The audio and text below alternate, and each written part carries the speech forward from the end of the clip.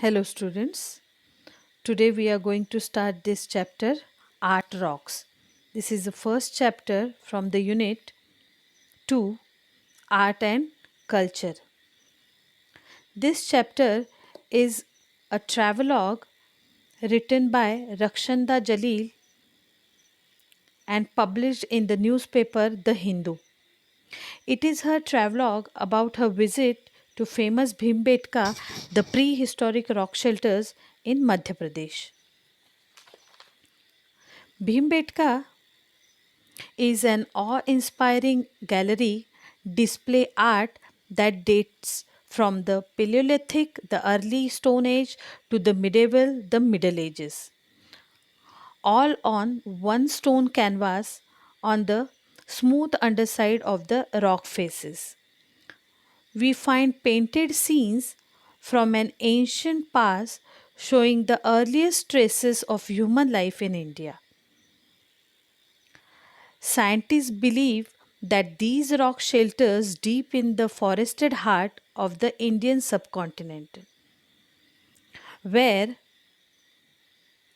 they are inhabited by early humans more than 100,000 years ago. The rock paintings found here are approximately 30,000 years old, belonging to the Paleolithic age. These rock shelters were painted at different times from the Mesolithic to the medieval ages. It shows a profusion of animals, birds in the most vivid colors and lifelike forms.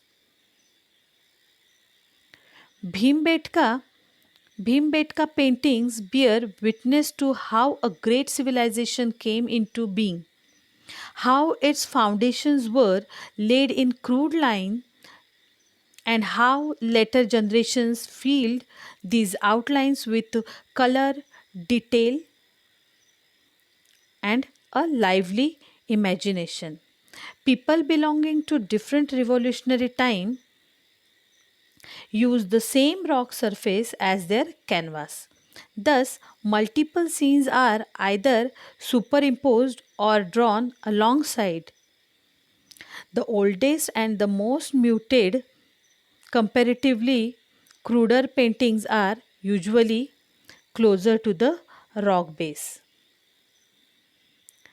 Bhimbetka is the site which is discovered accidentally by an archaeologist Vishnu Sridhar Wakankar in 1957.